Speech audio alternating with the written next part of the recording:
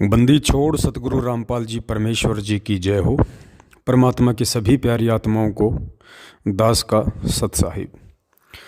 पुण्यात्माओं, अभी आप एक 15-16 मिनट की हरियाणा के अंबाला से सुखदेव भगत जी हैं, आप उनकी एक ऑडियो सुनने जा रहे हैं।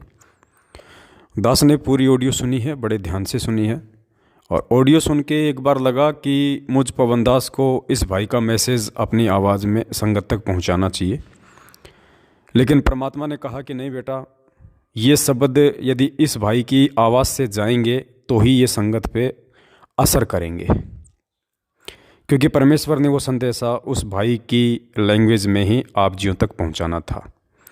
तो मान बढ़ाई का मार्ग तो है ही नहीं, परमेश्वर से ऊपर होकर हम चल नहीं सकते।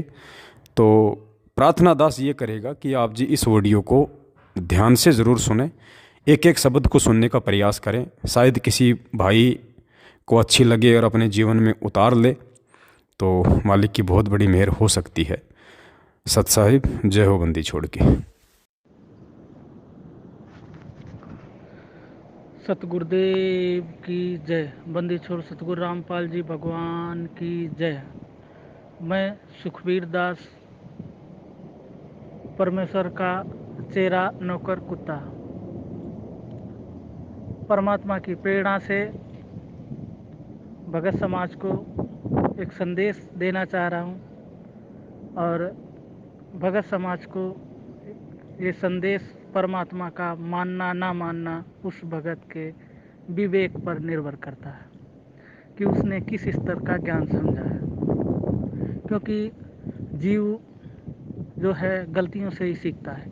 इस दास ने ये गलती पहले की है, क्योंकि उस समय परमात्मा का ज्ञान सिरे नहीं चढ़ा था। 2015 में इस दास ने नाम दीक्षा ली, और 2-3 साल में परमात्मा कहते ऐ मिटती। तो आज जिस प्रकार परमात्मा हमें काल के अंग में एक नहीं 4-4, 5-5 संकेत दे रहे हैं। परमात्मा ने गरीबदास जी की वाणी का जो काल का अंग गाया है, उसमें उस बंदी छोड़ ने कई सारे संकेत किए। पहला संकेत तो ये किया है कि जीव को जो परमात्मा ने कहा है कि जो हम साले, ससुर, साख, साड़ू, इन रिश्तों पे निर्भर होते हैं, इसका मतलब है कि इन सबको छोड़ के, भाई बंधुओं का रिश्ता छोड़ के हमें सिर्फ परमात्मा पे निर्भर होना पड़ेगा। क्योंकि परमात्मा ही की वाणी है कि तुम्हें ब माता च पिता, तुम्हें ब बंधु सखा च तुम्हें ब मम देव देवा। तो दूसरा परमात्मा उससे ये संदेश देना चाहते हैं। परमात्मा ने ये कहा है कि हम बड़ा चौदर से कुल लगाते हैं, वंश लगाते हैं, और उसके बाद अगले योनि में गधे बन गए। कहाँ गई वो चौदर, वो वंश। तो आज भी जितनी भगत समाज है, आज हम दास तो सभी लगा रहे हैं, लेकिन हमारे टाइटलों में नाम कुछ और है। कल को हम बच्चों के टाइटल अब नहीं बदलेंगे, वो विद्यालयों में पढ़ने जाएंगे, और उन विद्यालयों में उन बच्चों को, उन पुण्यात्माओं को उसी नाम से संबोधित किया जाएगा।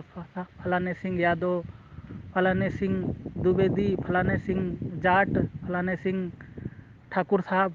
तो उनके अंदर वो कुबद बच्चे से ही सवार हो जाएगी, और जब वो भक्ति मार्ग में आगे बढ़ेंगे तो हमें धिक्कारेंगे कि इनको ज्ञान होते हुए इन्होंने खुद को तो दास कहने लगे थे, फिर भी हमारे आगे ये जातीयता का कुबद लगा दिया। क्योंकि परमात्मा ने उस काल के अंग के माध्यम से हमें बहुत कुछ समझाया है।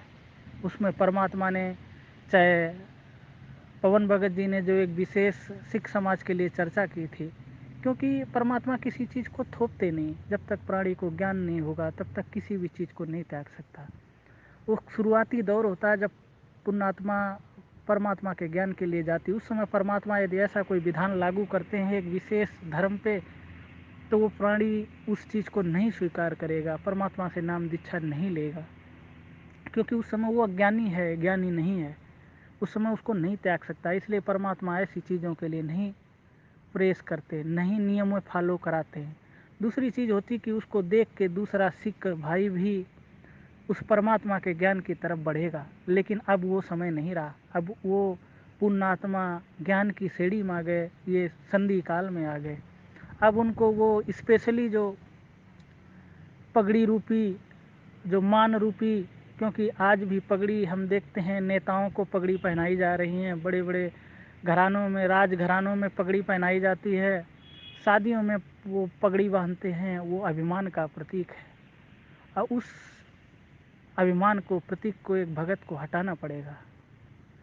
तो उसी के साथ दास का ये जो जातिकता का कुबद है, अब हम भगत समाज के घर में जितने बच्चे जन्म लें, हम उसको फॉलो करें, हम उसको हटाएं।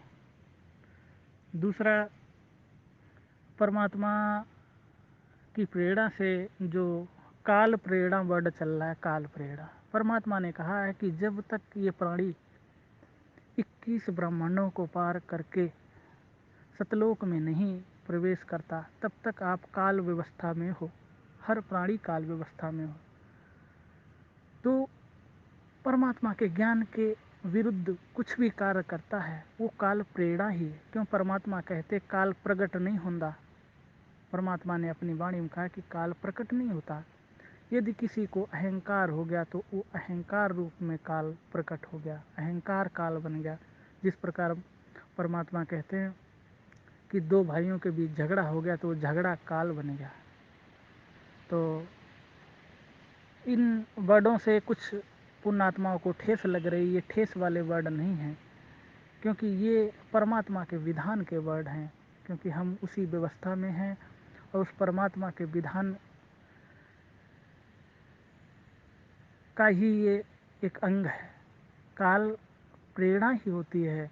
यदि हम परमात्मा के, दूसरी चीज कि जो आज साध संगति में लाखों की संख्या में भगत हैं, और इस साध संगति में कुछ संकल्प नाम दीक्षा, कुछ बरवाला कांड के बाद नाम दीक्षा वाले भगत भी हैं, जिनको 1 साल 2 साल 6 महीने।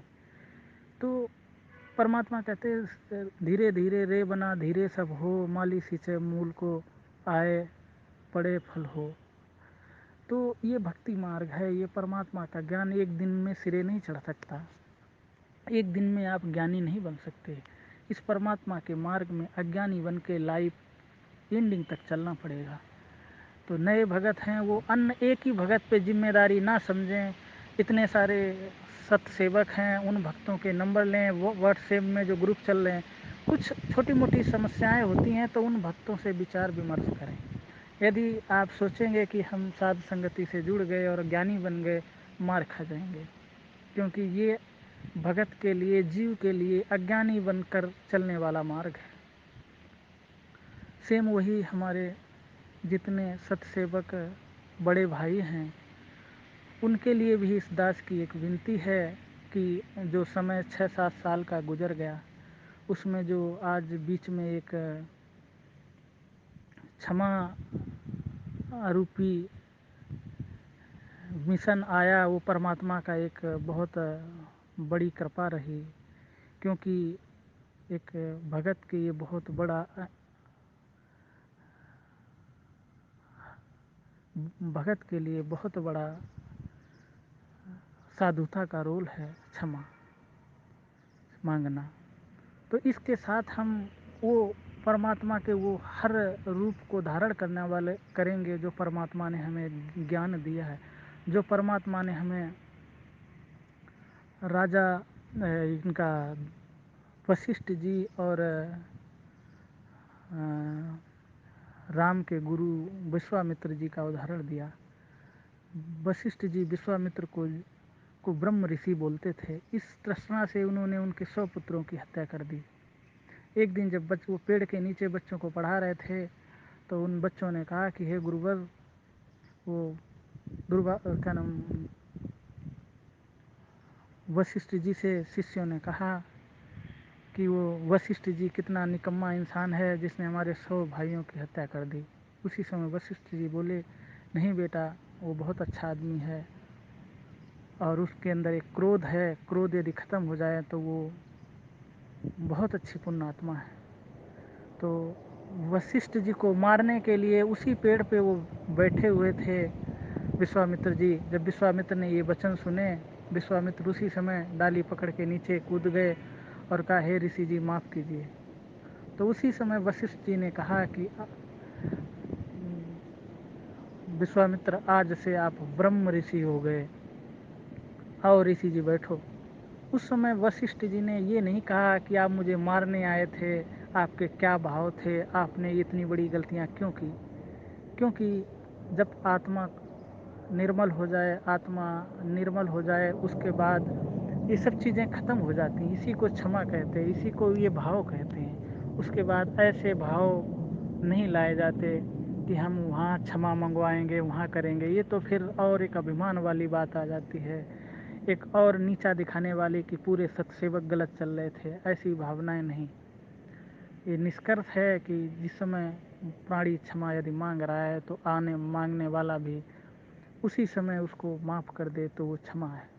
और ऐसा नहीं हो रहा है तो समझिए कि वो अभिमान का प्रतीक बन गया, उसने और अपने पैरों में कुल्हाड़ी मार ली। माफ़ कर, जो उस समय भी उस प्राणी को माफ़ नहीं कर पाया, फिर तो परमात्मा भी के पास भी विकल्प नहीं होगा और कोई। क्योंकि सबसे बड़ा जो माफ़ करता होता है वो वही प्राणी होता है।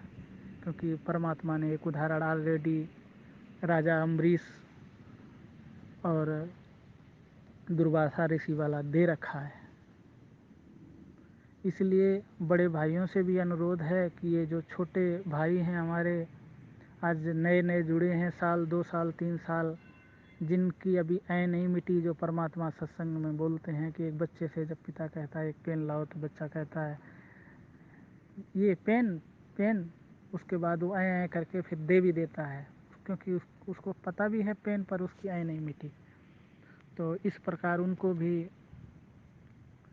इस परमात्मा के मार्ग में आगे बढ़ाएं, उनको साथ लेके चलें। क्योंकि परमात्मा अब ये उम्मीद करता है कि इन सत्य सेवक जो बच्चे हैं वो युग परिवर्तन की बेला में हमारे रोड मॉडल हैं। ये समाज का मार्गदर्शन करेंगे, ये समाज को निर्माण करेंगे। क्योंकि आने वाले युग का निर्माण परमात्मा इन बच्चों पे ही से ही कराना चाहते। क्योंकि परमात्मा सीधा सतयुग आके खड़ा नहीं कर रहे हैं। परमात्मा युग परिवर्तन का मतलब होता है कि इन बच्चों से ही वो सतयुग वाला माहौल देखना चाहते हैं। उसके लिए हमें अब सभी राग द्वेष मिटा के और जिन जिन भक्तों के परमात्मा ने उदाहरण दिए हैं उन आदर्शों पे चलना पड़ेगा, उनके उन परमात्मा के उन वचनों पे खरा उतरना पड़ेगा। यदि हम परमात्मा के उस कैटेगरी के बच्चों में आ गए हैं तो उसी के रोल में हमको भी आना पड़ेगा। नहीं तो हमारे छोटे भाई भी उस मुख्य धारा में नहीं आ पाएंगे। उस मुख्य धारा में आने के लिए हम सबसे पहले हमें ही कदम बढ़ाना पड़ेगा। क्योंकि उनकी गलती नहीं है, वो अंकुरी जीव हैं। और वहाँ तक कि काल भगवान ने जय विजय रम और कुरम दूत को सीधा संकेत किया था कि परमात्मा की वाणी को आधार लेके ही अंकुरी जीवों को भ्रमित करना। वो भी परमात्मा की वाणी का आधार बना के ही अंकुरी जीवों को भ्रमित करते हैं। तो ये सत्यसेवक के बड़े भाई बहनों की बड़ी कंधे पे ये बहुत बड़ी जिम्मेदारी है। आगे भी बढ़ना है, मतलब उन भाई छोटे भाई बहनों को भी आगे बढ़ाना है, काल के उस जाल से निकालना है उनको। और इसके बाद दास का एक और विचार है परमात्मा की प्रेरणा से कि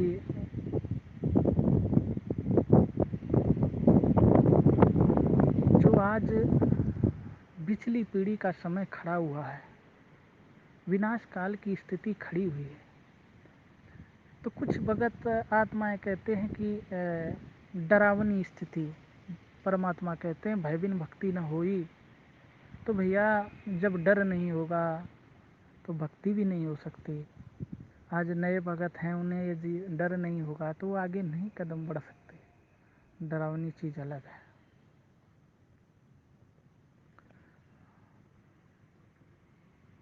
सत साहेब पुण्यात्माओं, बंदी छोड़ की जय। दास अपनी वाणी को विराम देता है।